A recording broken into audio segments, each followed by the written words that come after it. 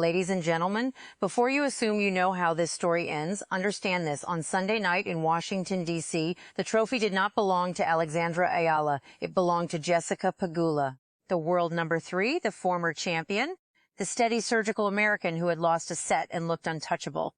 On Sunday night, the scoreboard reads 6-4 to Pegula and 2-1 in the second, and then the sky cracked open and the rain fell, and everything the tennis world thought it knew about this final was postponed until morning. But there are matches, and then there are reckonings. And what happened when they walked back onto stadium court on Monday afternoon is the reason we're here. The reason a nation of over 110 million people stopped what it was doing. The reason a 21-year-old from Quezon City just changed the history of an entire sport. This is how Alexandra Eala became the first Filipino ever to win a WTA Tour singles title. The Mubadala CT DC Open is not the U.S. Open. It's not Wimbledon. 2026 Mubadala DC Open champion.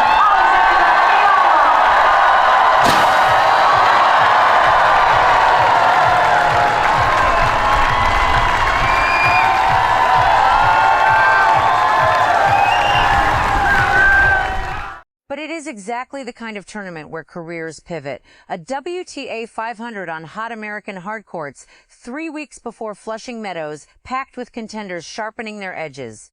This was the field where Jessica Pegula, Alina Svitolina, Naomi Osaka, Madison Keys, and defending champion Leylah Fernandez came to hit their stride. It was not the field where a 28-ranked kid from Manila was supposed to run the table. Alexandra Eala didn't just navigate the draw, she detonated it. She opened by defeating Zheng Qinwen 4-6, 6-4, 6-1. Then she took out 7-seed Leylah Fernandez 6-2, 7-6-1. In the quarterfinal, she dismantled number 2 seed Alina Svitolina 6-3, 6-4. And in the semifinals, she authored perhaps her cleanest performance of the year against 3-seed Naomi Osaka 6-4, 6-2, knocking out 3-seeded players, including a Grand Slam champion and last year's DC champion, on her way to the final. Coming in, she was already carrying the momentum of a landmark summer.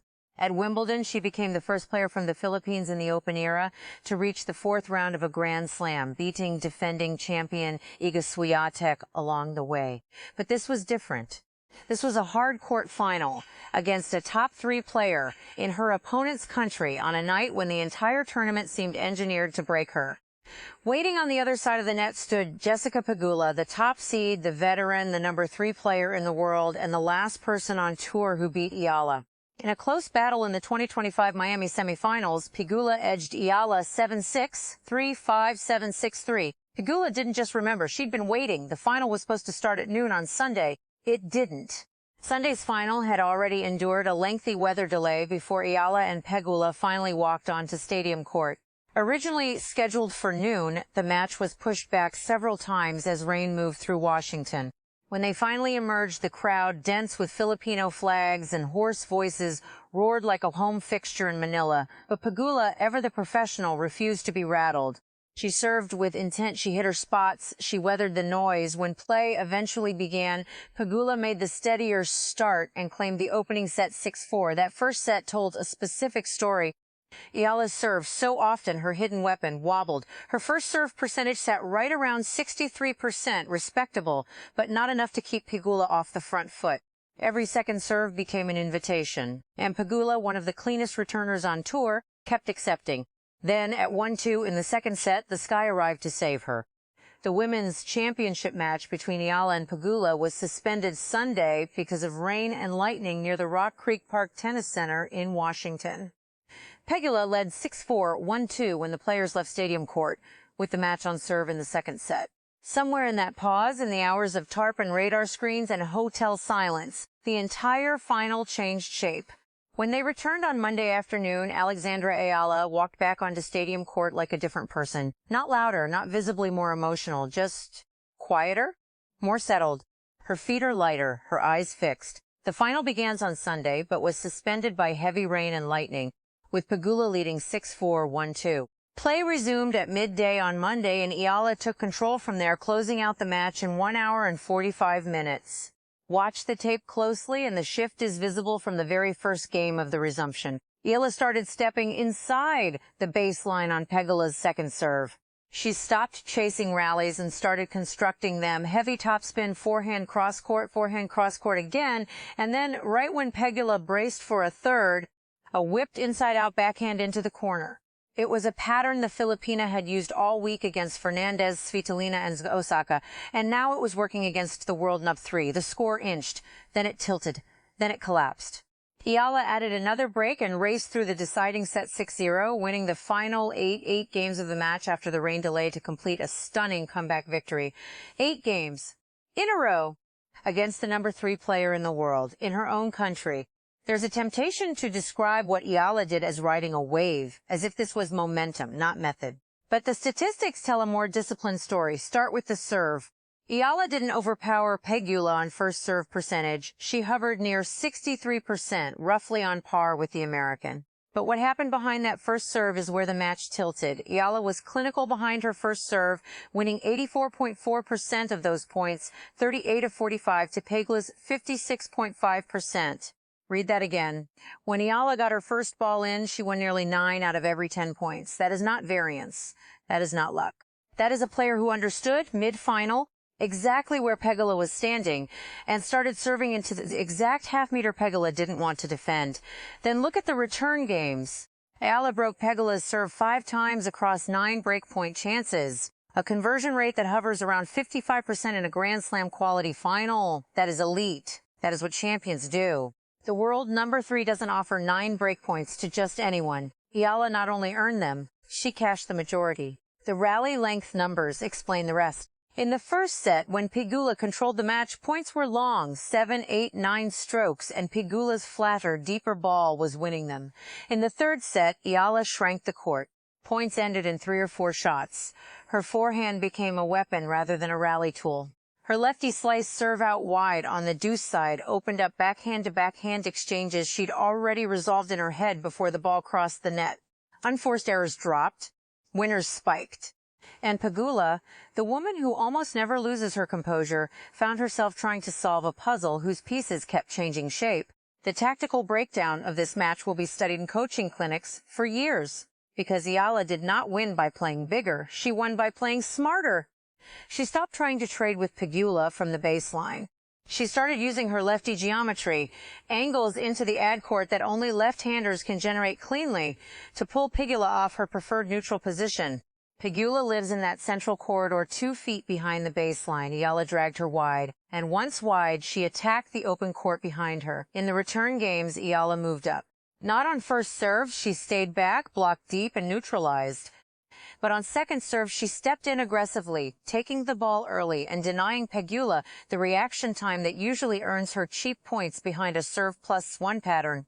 The 21-year-old immediately broke Pegula's serve and never allowed the American to recover, combining aggressive shot-making with impressive composure under pressure. Pegula, who had looked so solid during the opening set, struggled to find answers as Eala continued to dictate the pace from the baseline.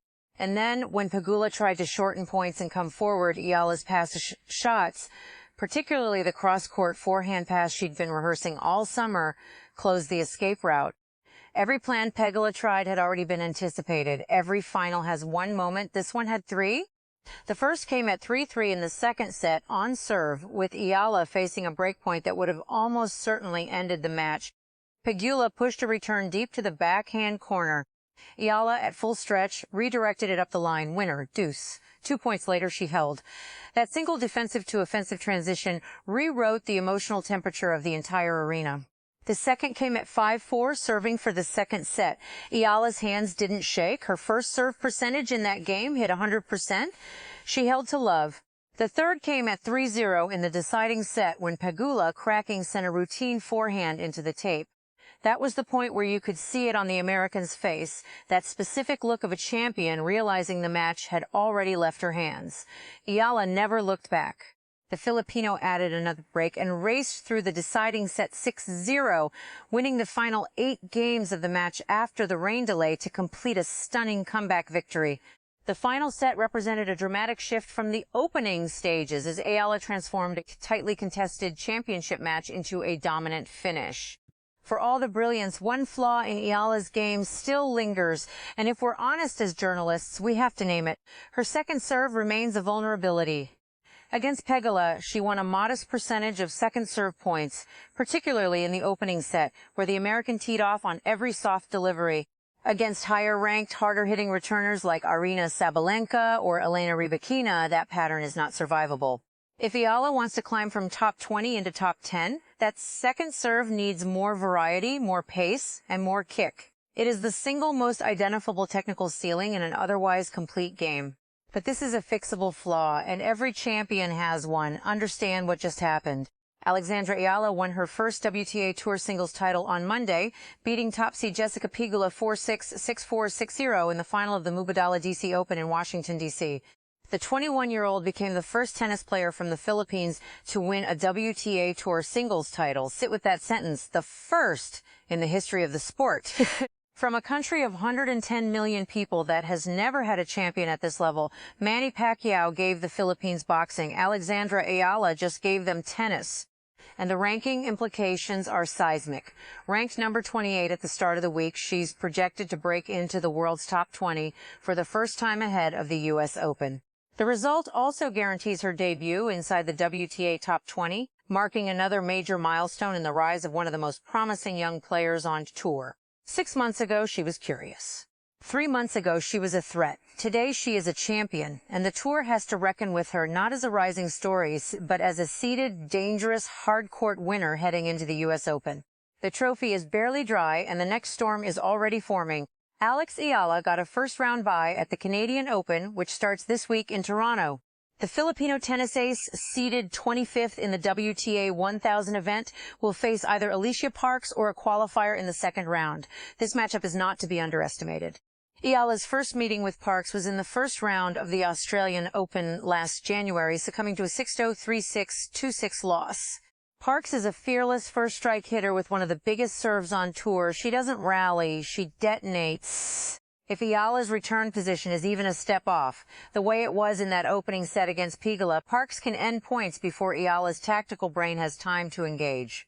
But the tactical picture favors the Filipina now. Parks lacks Pegula's transition defense. Her sex serve is exploitable. If Eala carries even 70% of the return aggression she showed on Monday afternoon, this is a match she should win in straight sets. Beyond that, the draw sharpens quickly. Alex Eala could play Wimbledon champion Linda Noskova in the third round of the Canadian Open. Eala lost to Noskova at the Miami Open and the Berlin Open this year. Noskova is 2-0 in the head-to-head, a Wimbledon champion, and stylistically the toughest possible early round test. A big server, a flat, penetrating ball, and no fear of the moment. The keys to victory in Toronto are the same ones we just watched work. High first serve percentage, aggressive second serve returns, and the mental willingness to shrink rallies rather than extend them. If Eala carries the Washington version of herself onto SoFi Stadium, she is not just a dark horse, she is a genuine threat to reach the second week. This was not just another win. This was not just another comeback. This was not just a first title. This was the moment a 21-year-old from Quezon City walked into an American final, lost the first set, watched the sky open above her, slept on the disappointment, and returned to win 8 consecutive games against the third best player on earth. Champions are not created when everything is easy. They are revealed when the rain falls, the delay drags on, the scoreboard reads against them, and they still walk back onto the court believing they are the ones who deserve the trophy. If Monday afternoon in Washington was any indication of who Alexandra Eala is about to become, the rest of the WTA Tour should be paying very close attention. This is not the end of the story. This is the beginning of a new era for Philippine tennis, and somewhere, somehow, in a country that has waited a lifetime for this moment, the storm has finally broken.